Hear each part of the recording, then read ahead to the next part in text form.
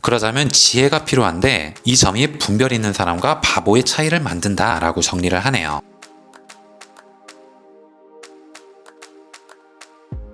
안녕하세요. 따뜻한 일상 그리고 독서 따독따독 시작하도록 하겠습니다. 오늘은 여러분들과 이 데일 카네기가 얘기했던 행복론에 있어서 세계 최고의 성공한 억대 연봉의 부자들이 어떤 마인드셋을 가졌는지, 그리고 평화롭고 행복한 정신 상태를 기르는 6가지 방법에 대해서 책에서 얘기를 하고 있는데 그 내용을 공유해 보도록 하겠습니다. 평소에 데일 카네기의 성공 철학 그리고 부자들의 마인드셋이 궁금하셨다면, 성공한 억대 부자들의 노하우 6가지가 궁금하셨다면 오늘 영상 끝까지 봐주시면 도움이 될 것 같습니다.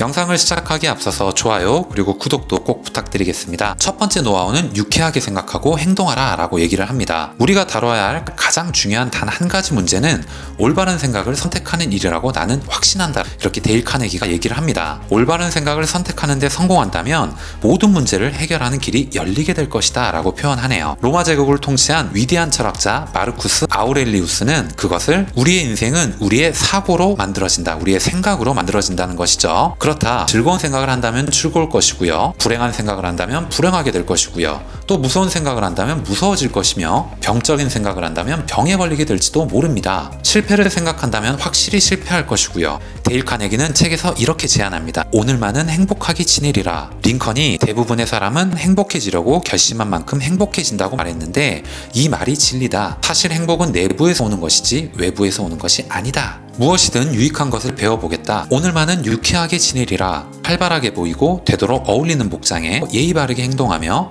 마음껏 남들을 칭찬해보겠다. 남을 비판하지 않고 남을 탓하거나 꾸짖지도 않겠다. 두 번째 노하우는 보복하지 마라 라고 얘기를 하고 있습니다. 어떤 이기적인 사람이 있다면요, 그 사람과 상대하지 않는 것이 상책이다 라고 얘기를 합니다. 보복하려 들면 상대방을 해치기보다는 오히려 자기 자신이 손해를 입게 된다 라고 얘기를 합니다. 최근 내 친구가 심한 심장병에 걸렸는데 의사는 어떤 일이 있더라도 화를 내지 말라고 했다. 실제로 몇 년 전에 워싱턴의 어느 레스토랑 주인의 얘기를 여기서 하고 있습니다. 화를 내다가 발작 때문에 죽은 일이 있었다라고 하는데, 카페를 영업하던 68세의 윌리엄이라는 사람입니다. 요리사가 커피를 접시에다 마시겠다고 우겨대는 통에 화가 치밀어 결국 사망했다라고 합니다. 실제로 이런 일이 일어난다라는 것이죠. 그는 너무 화가 난 나머지 권총을 들고 요리사를 쫓아갔지만 총을 손에 든 채 심장마비로 쓰러졌다. 셰익스피어는 이렇게 말했다라고 합니다. 너희 원수 때문에 난로 불을 뜨겁게 지피지 말아라. 오히려 그 불이 너 자신을 태우리라 라는 표현을 합니다.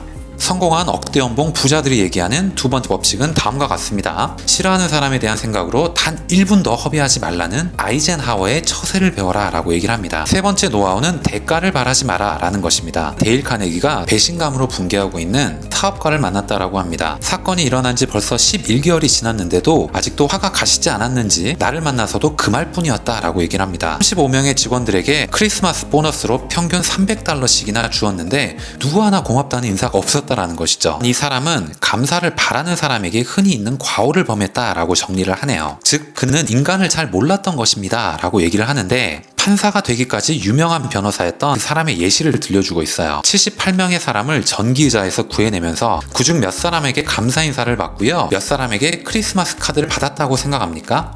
그렇다, 한 사람도 없었다라고 얘기를 합니다. 심지어 생명을 구해줬는데도 이게 인간의 본성이라는 것이죠. 예수의 이야기를 들려주네요. 10사람의 나병 환자를 고쳤다라고 합니다. 그런데 그 중에 몇이나 예수에게 감사했을까요? 누가복음을 보면 단지 한 사람뿐이었다라고 얘기를 합니다. 이거는 뭐 성경을 읽으신 분들은 더 잘 아시겠죠? 예수가 그의 제자들에게 다른 9사람은 어디 있는가 하고 물었을 때 모두 달아나버리고 없었다, 단 한마디 인사도 없이 가버렸던 것이다 라고 얘기를 합니다. 인간이 감사하는 마음을 잊는 것은 지극히 자연스러운 일이다 라고 정리를 하면서요, 고맙다는 인사를 바라면서 마음을 괴롭히는 것은 괴로움을 찾는 원인이 된다 라고 얘기를 합니다. 세 번째 법칙은 다음과 같다라고 정리를 합니다. 행복을 찾는 유일한 방법은 주는 기쁨을 위해서만 주는 것이다 라고 얘기를 합니다. 네 번째 노하우입니다. 지금 자신이 가진 것에 감사해라 라고 얘기를 하네요. 카네기의 정말 친한 지인 중 하나는 다음과 같은 말을 욕실 거울에 붙여두고 매일 아침 면도할 때마다 그것을 읽는다라고 얘기를 하는데, 그게 뭐냐면 나는 신발이 없음을 한탄했는데 거리에 위해서 발이 없는 사람을 만났다라는 것이죠. 여러분들 어떤 느낌인지 아시겠죠? 쇼펜하우어가 말했듯이 우리는 이미 가진 것에 대해서는 좀처럼 생각하지 않고 언제나 없는 것만 생각하는 경향은 정말 지상 최대의 비극이다 라고 얘기를 했다라고 합니다. 그러니까 저도 이런 생각을 좀 하는데, 우리가 받고 있는 혜택이나 이런 것들은 보이지 않지만 우리 주변에 사실 굉장히 많을 겁니다.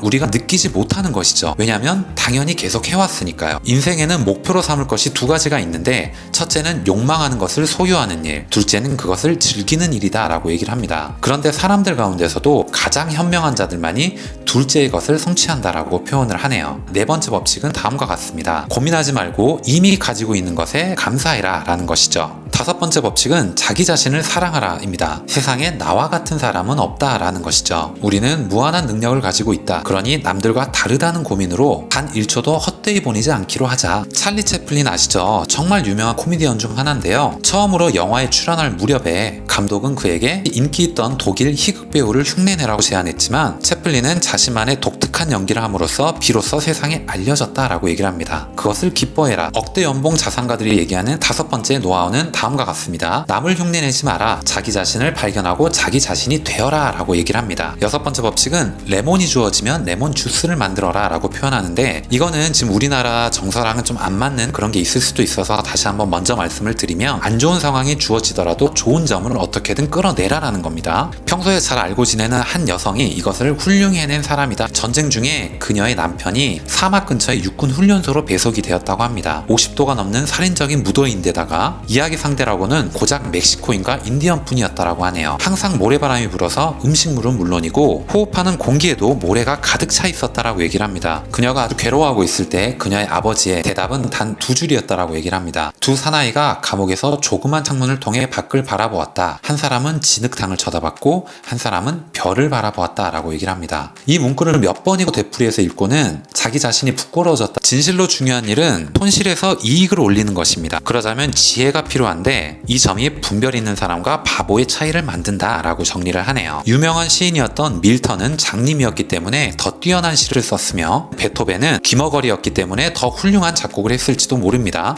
헬렌 켈러의 놀라운 생애는 장님과 귀머거리, 벙어리라는 삼중고가 있었기에 가능했을지도 모른다 라고 얘기를 합니다. 도스토예프스키라던가 톨스토이가 고난의 생활을 하지 않았던들, 그들은 결코 불의의 소설을 쓸 수 없었을 것이다 라고 얘기를 합니다. 행복을 가져올 정신적 태도를 기르기 위해 지켜야만 할 여섯 번째 법칙은 다음과 같습니다. 레몬을 주었다면 그것으로 레몬 주스를 만들어라 라는 것이죠. 오늘 영상은 여기까지 하겠습니다. 성공한 세계 최고의 부자들, 성공한 기업가들이 가지고 있는 마인드셋, 행복한 정신상태를 기르는 6가지 방법에 대해서 정리를 해봤습니다. 오늘 영상이 여러분들께 조금이라도 도움이 되셨거나 재밌게 들으실 수 있으셨다면 좋아요 그리고 구독 꼭 부탁드리겠습니다. 다음 시간에 더 좋은 내용, 더 좋은 컨텐츠를 가지고 인사드리도록 하겠습니다. 감사합니다.